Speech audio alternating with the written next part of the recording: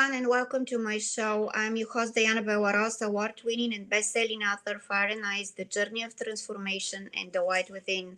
You can find out more about my website as well as subscribe to my website and my Blog Talk Radio channel. And you can download all of the podcasts that are available to download for free on Blog Talk Radio, FM Player, and my website, dianabewaros.com. Today, we have Janet Fallon. She is an investigative journalist and author of the groundbreaking Expose Exile.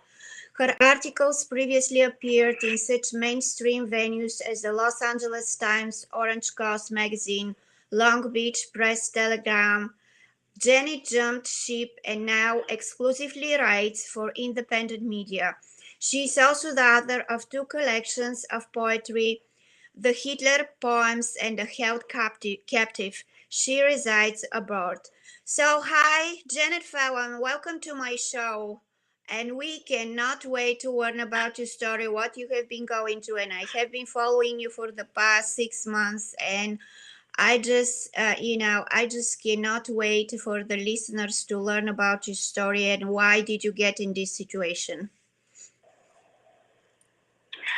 Well, thank you so much for having me on your show. I really appreciate it, Diana.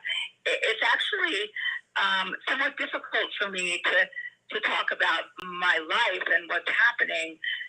I'm a journalist, and I really prefer to focus on my journalism, but given the circumstances that are now surrounding me, that are becoming more and more hostile and aggressive, I'm finding it absolutely necessary to talk more about the repercussions and what is now being inflicted on me.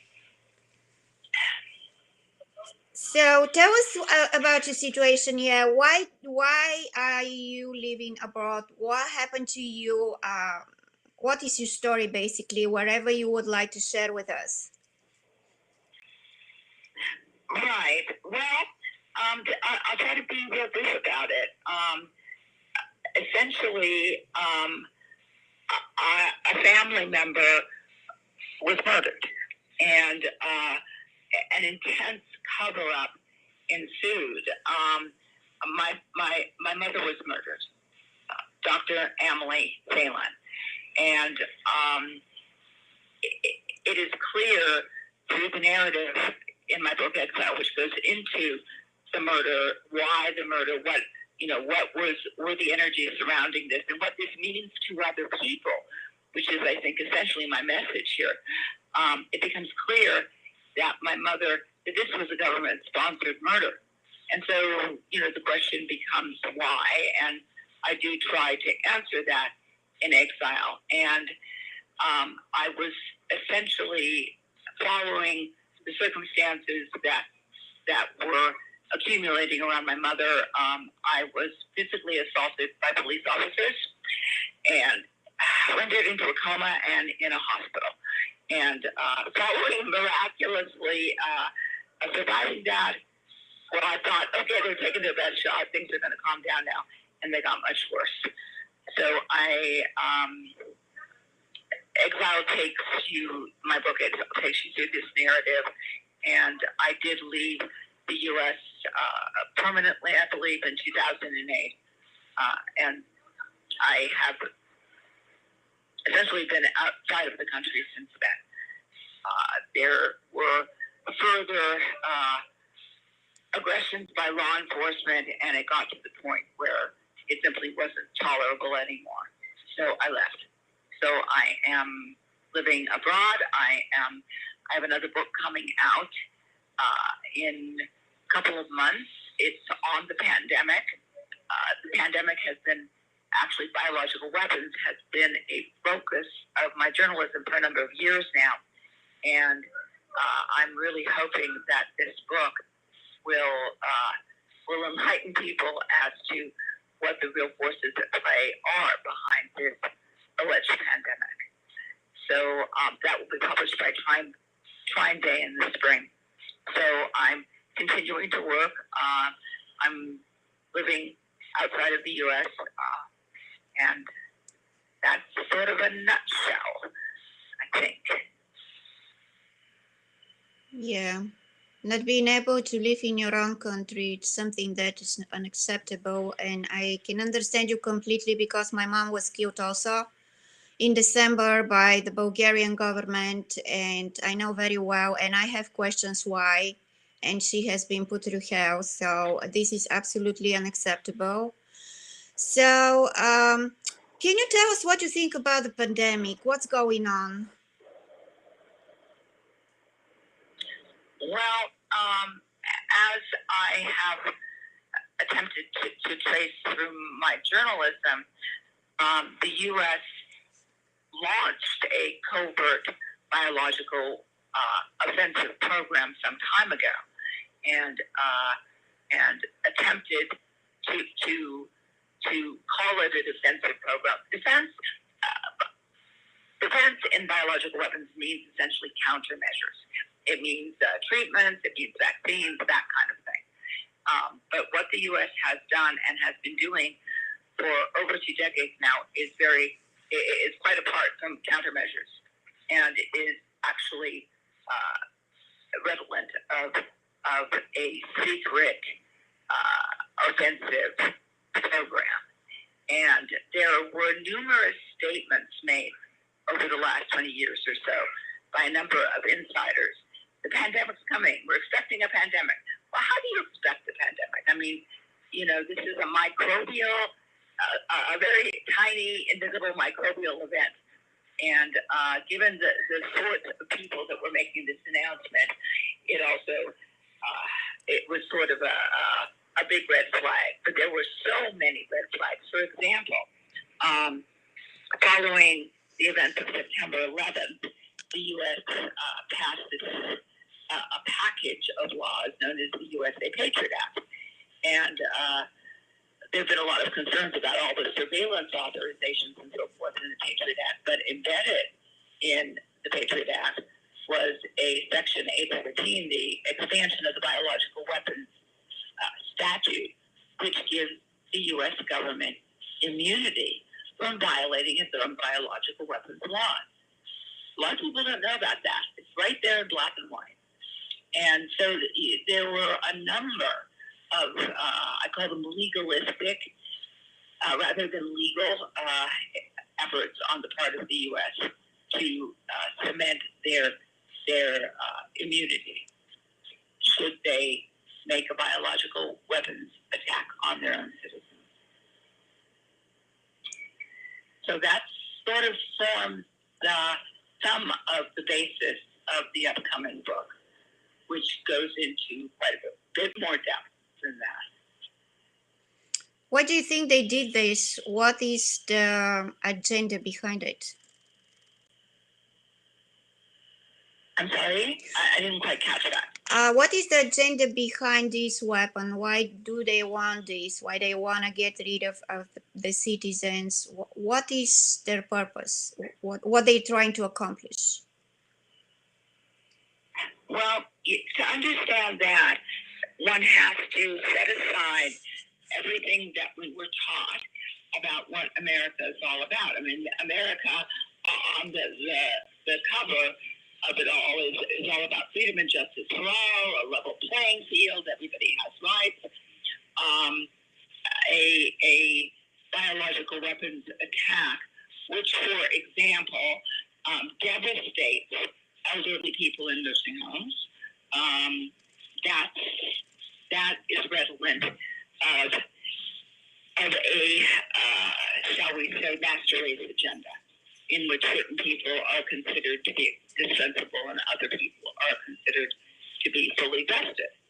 So there are a lot of, shall we say, indications that this master race agenda is up and running in the U.S.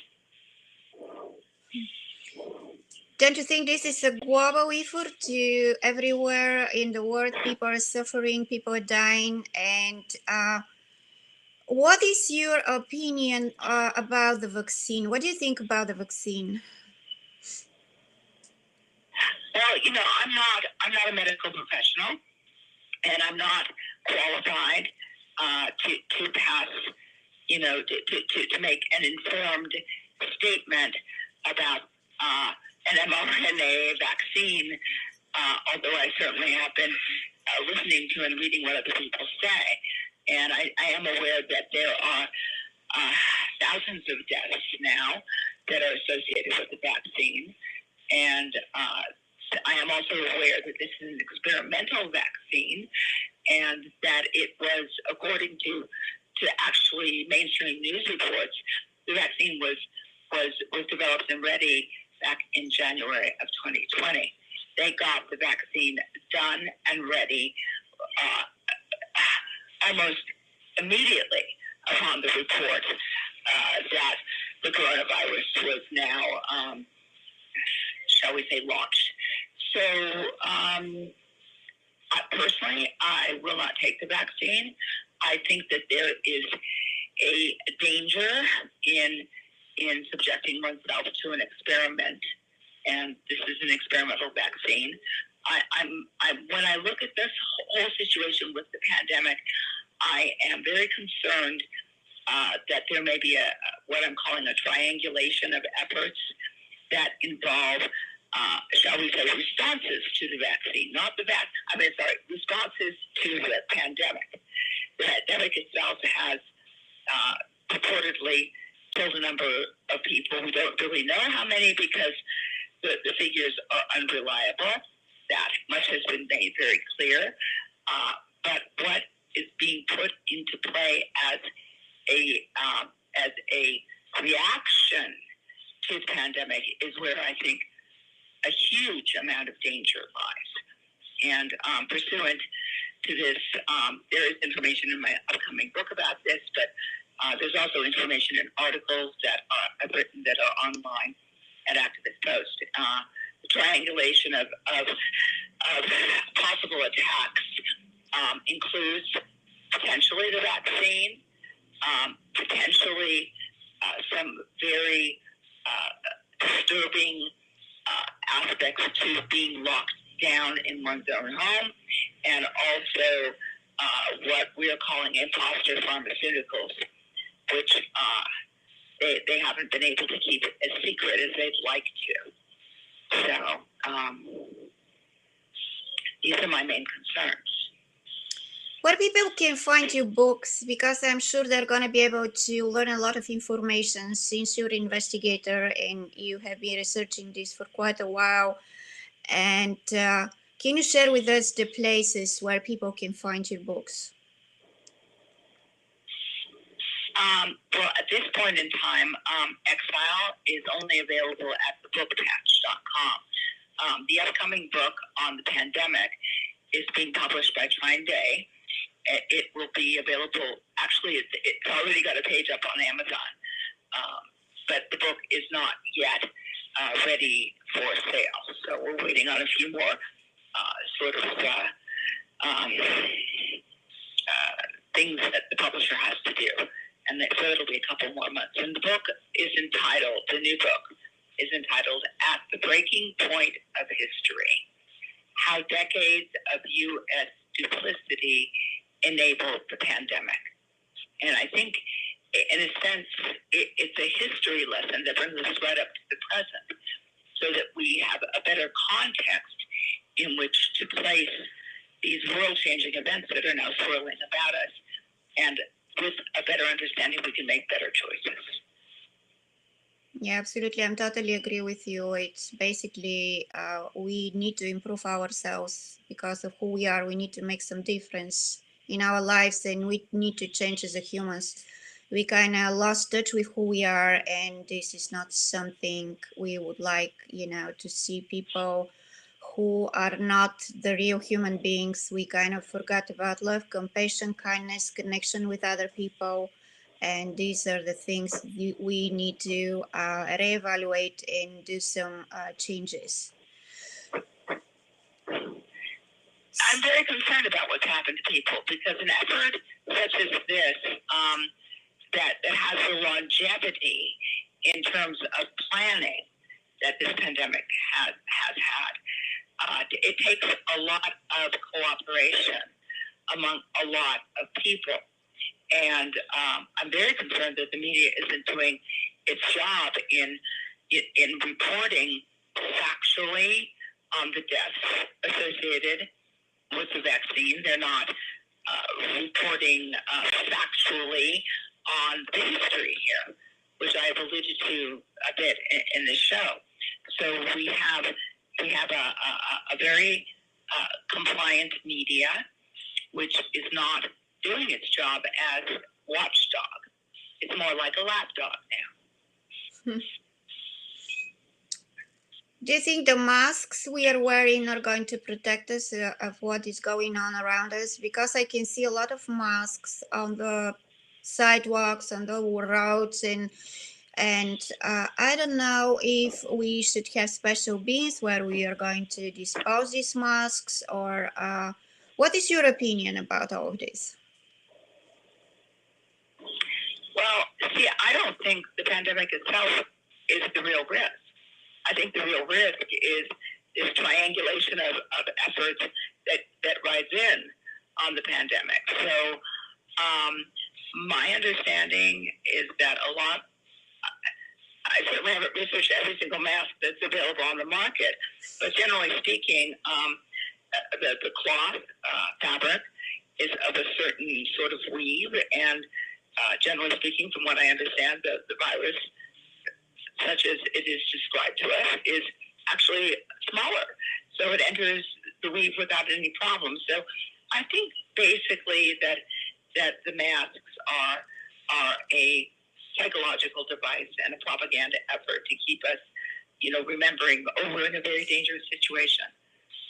Well, we're in a dangerous situation, but I don't think the danger is what has been described to us. So this is how I see things. I'm totally agree with you on this one. So there was something I heard about the water we are drinking. You were kind of on this subject, and I think this was one of the reasons you were supposed to leave the United States. Can you tell us about your investigation when it comes to the water? Yes, and this actually relates to what I had mentioned earlier concerning the triangulation of attack and the danger of lockdown. I encourage those who aren't aware of my work on water systems and the blueprints and all of the evidence I've been able to amass. You can go to an article that's online entitled "Water is a Weapon," and essentially it appears starting around the time that Richard Nixon was in office in the U.S. And I want to stress, first of all, this isn't only in the U.S. The allies to the U.S. appear to have picked up on this as well. But we'll talk about the U.S. because that's where I did most of my research. So starting around the time that President Nixon was in office, and he unilaterally declared that the U.S. was abandoning its offensive biological weapons program. Right around that time, Tricky Dick launched a nationwide project to tweak the country's water systems. And if you go to Water as a Weapon and take a look at the blueprints, there are other blueprints that are published attached to other articles. Certainly in my upcoming book, you'll see that the water system has been weaponized. And it has been weaponized in a way that can selectively target specific homes. So we're not saying that somebody's dumped something into the reservoir and everybody's going to get sick. No. This is something that enables a selective attack, which again brings up the issue of demographic targeting, also known as a master race agenda. So briefly, that has comprised a lot of my time and effort. I'd like to say something about, because I know we only have a few minutes left, about my current situation. I am living in Latin America, and I recently appealed to the International Federation of Journalists, which is an international organization concerning the fact that I am now being treated as a terrorist. And I have been hit with unconventional weapons. My home has been repeatedly entered without my consent when I'm out. Things have been contaminated in ways that actually could and have been very harmful. And I'm under a level of protocols now that I think, are reserved for very dangerous terrorists. And I appeal to the IFJ to take on my situation and try to resolve this for me with the government of the country in which I'm now residing. And the IFJ has declined to do anything to advance my situation in a way that would be helpful for me at all. And this is not unexpected now in terms of the complicity that we're seeing in many human rights, journalist defense, human rights protection agencies. Amnesty International will do almost nothing for Western journalists. The Committee to Protect Journalists will do almost nothing for severely targeted Western journalists. Most of the human rights organizations are now following certain political protocols. So if you're a Russian journalist or you're a Chinese dissident, Iranian, they may extend some help to you. But if you are U.S. journalists and are dealing with issues that, shall we say, might indict the propagandistic persona of the United States, then they may hang you out to dry. So I've been dealing with the IFJ, their main office in Brussels, a fellow named Jeremy Deere. They have a regional office in Buenos Aires that is manned by a woman, manned by a female named Paula Sejas, and they have essentially abandoned me. And, what is happening to me now is really rather serious. And it is illegal. It's criminal. And I would like to be able to do my work, which is neither illegal nor criminal. I would like to be able to do it in peace. Absolutely, I'm totally agree with you. You should be able to have the freedom, and we have freedom of speech here in the United States. And you should be able to do your work. You should be able to do everything in your power to help people, to make a difference, and to give them the information they deserve. People want to know the truth. I don't have to tell you that. And most of the time, I can tell you these are criminals who are doing that, who are paid by the elites. And because I'm experiencing the same thing, although I live here, I had people coming into my apartment, taking stuff. Even last month, they took my grooming, tools for my dog. I don't know what they're going to do with it.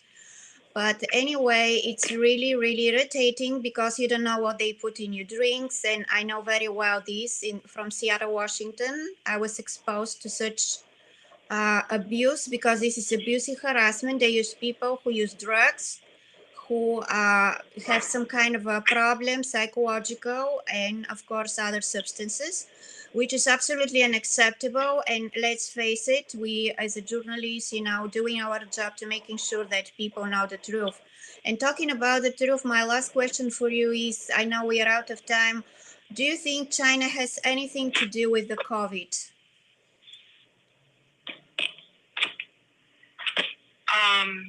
I think we're in a global situation now. I've talked a lot about the U.S. during this call, but actually, it's the situation that we're in demands the participation of a lot of other supposedly sovereign countries. So the level of involvement of China is clear that something is It's a very difficult question for me to answer, and I haven't been to China, but this got launched in China, and it very likely got launched at the Wuhan lab in China, which was funded by the U.S. So I believe that there's complicity across the board. I think that's probably the best I can say about this at this time.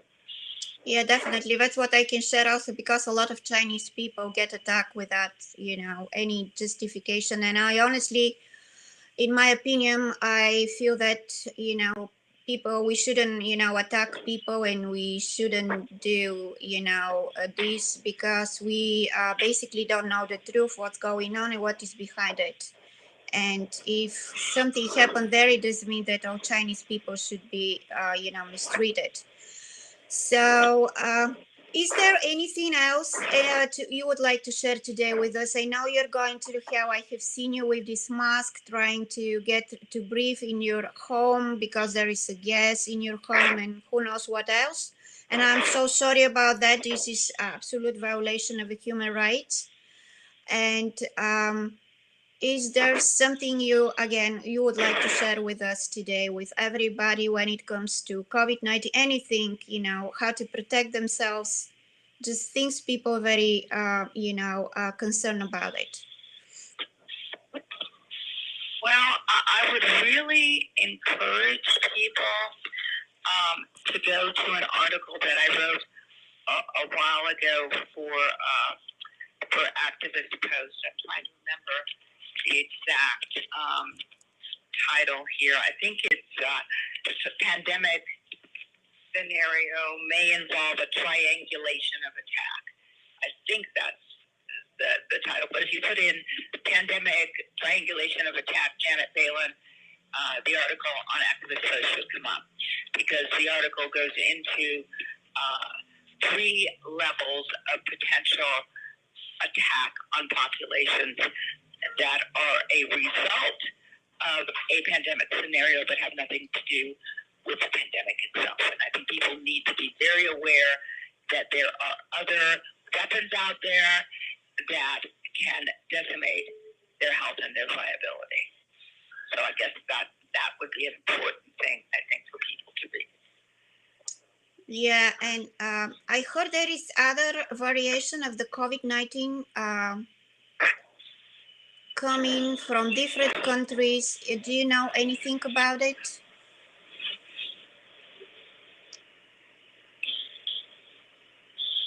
Janet? I'm afraid I lost you for about 30 seconds. Yeah, do you know about the different variation of COVID-19 coming from different countries? Well, yes. They're reporting mutations which may or may not be affected by what they're saying is this vaccine cure. So, what's happening in a sense is that if this crisis is being prolonged and made even more scary, because there are all these variations which, they're saying they don't even know if the vaccines will help them. And of course, they don't even know that much about the vaccines in general. So we're being fed a daily dose here. 60 seconds. A virus that has a survivability rate of over 99%. Yeah, it's really scary when it comes to vaccine. I have been researching this also. A lot of people say when you get the vaccine, you actually get sick once, and then second time and the third time. So it's definitely something is going on. And I heard they have some kind of a chip inside the vaccines, and it impacts your DNA, changes your DNA. Can you please tell us something about it really quick, if you know something? Well, there are a lot of medical professionals out there who are talking about the vaccine, who I think whose statements will carry far more weight than mine. I've been looking at the legal machinations that enabled the pandemic. I've been looking at the repercussions, the potential repercussions in involving other levels of weapons and attacks, the triangulation that I talk about. And I'm really not the person to talk about the vaccine because I am not a medical professional. What is your advice? This is definitely my last question for the people, how they can protect themselves.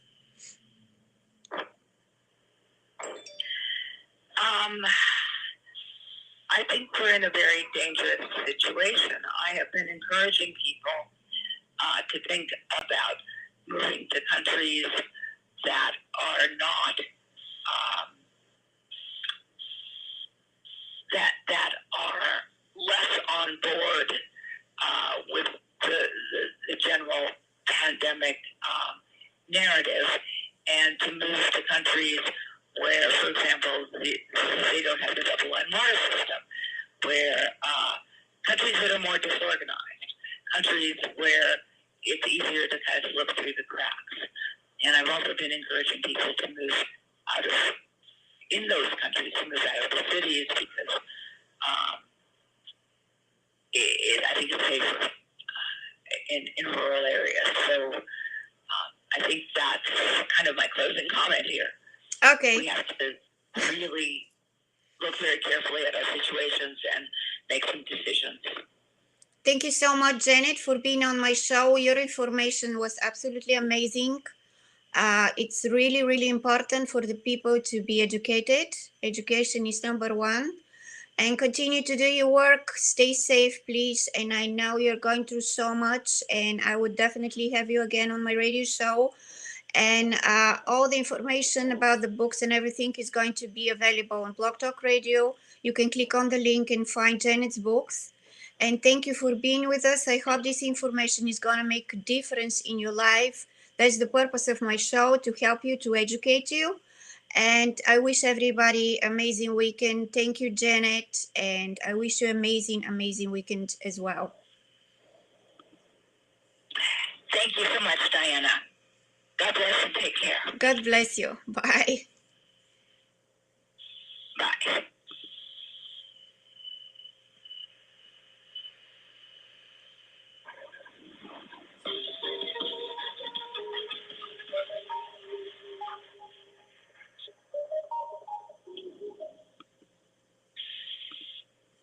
Thank you for using Blog Talk